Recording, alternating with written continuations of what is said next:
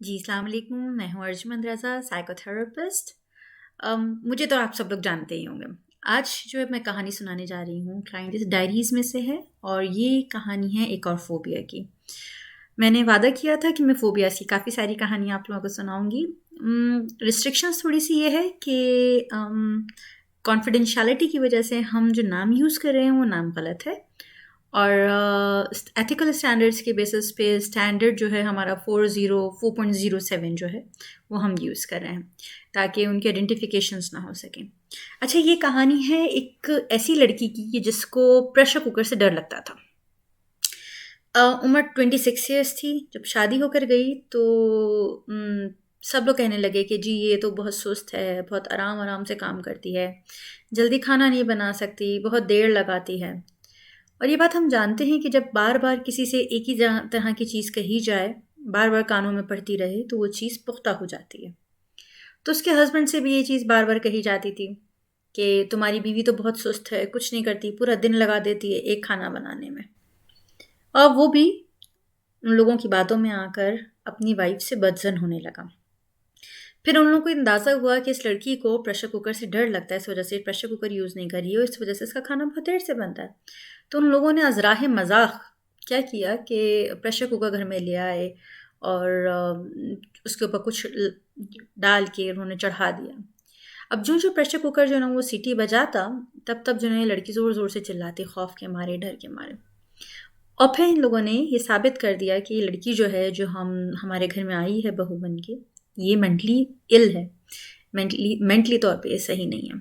और इस तरीके से वो लड़की जो थी वो आधी पागल साबित हो गई अपने ससुराल वालों की नज़रों में।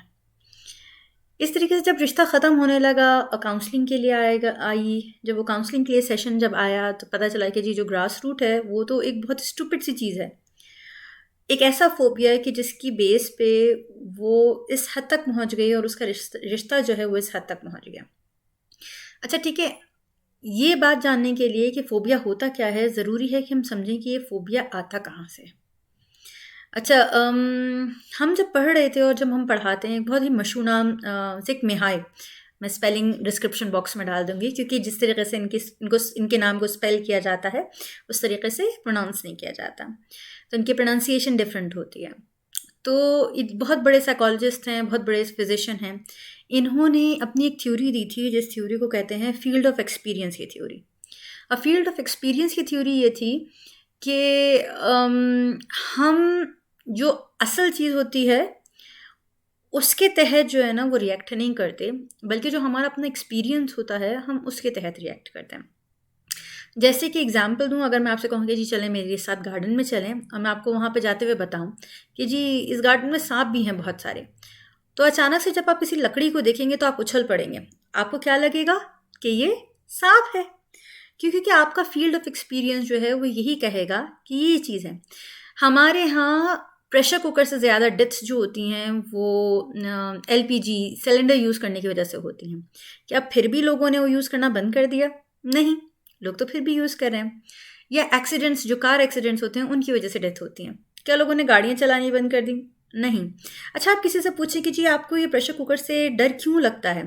तो हर कोई बताएगा जी हमारी मदर को डर लगता था, उन्होंने हमें मना किया। जो फलाँ थे उनको लगता था, उनके साथ ऐसा ऐसा एक्सीडेंट हो गया था या किसी और के साथ हुआ था। जो पुराने लोगों की जो बातें सुनते हैं और उसके बाद जो है ना वो डर जाते हैं।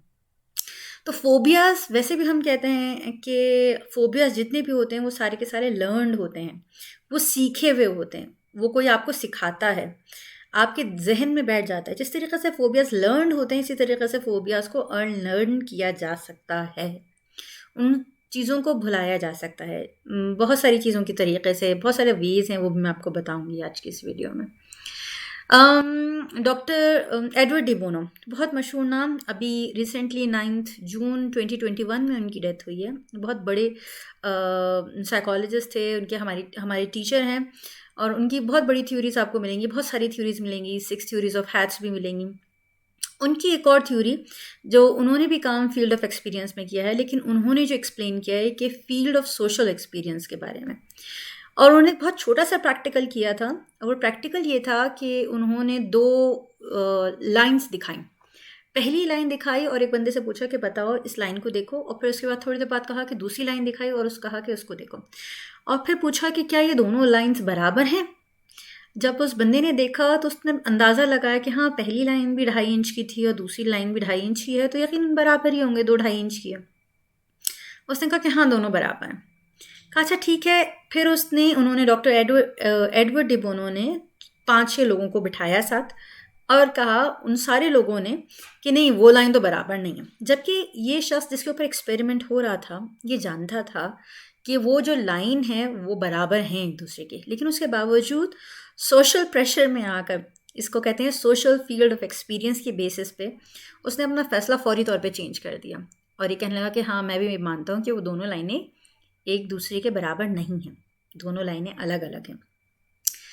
यही काम हम फोबियाज में करते हैं। किस तरीके से? इस तरीके से कि हमको ये बात पता होती है कि कौन सी चीज़ कितनी ज़्यादा नुकसानदेह है, कितनी ज़्यादा डेंजरस है, लेकिन उसके बावजूद भी जो इर्द गिर्द के लोग हमें डरा रहे होते हैं ना, हम उनको देख के ज़्यादा डर जाते हैं, हम उनकी बातों पे अमल करना शुरू कर देते हैं।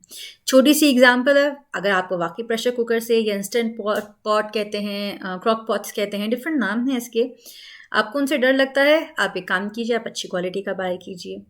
ठीक है, आपने अच्छी क्वालिटी का बाय कर लिया, आप उसको पूरा ना भरिए, आप आधा भरिए, ताकि आपको ये इत्मीनान रहे कि जी ये फटेगा नहीं। किस तरीके से इसका डर निकाला जाए? सबसे आसान तरीका कि जब आप किसी चीज़ को प्रैक्टिस करना शुरू कर देते हैं तो उस चीज़ का फोबिया आपके अंदर से ख़त्म हो जाता है, आपके अंदर फिर वो फोबिया नहीं रहता। एग्जाम्पल दूँ, मेरे पास अगर प्रेशर कुकर का फोबिया है और तो मैं क्या करूँगी, सबसे पहले मैं उस प्रेशर कुकर के पतीली में बग़ैर लिड के मैं उसमें दाल बनाऊँगी थोड़ी सी, फिर चावल बनाऊँगी थोड़ा सा बग़ैर लिड लगाए। फिर एक दिन मैं क्या करूँगी, एक कि खाली ढक्कन लगा के उसको आधा जो फिल करके मैं उसको इस्तेमाल करूँगी।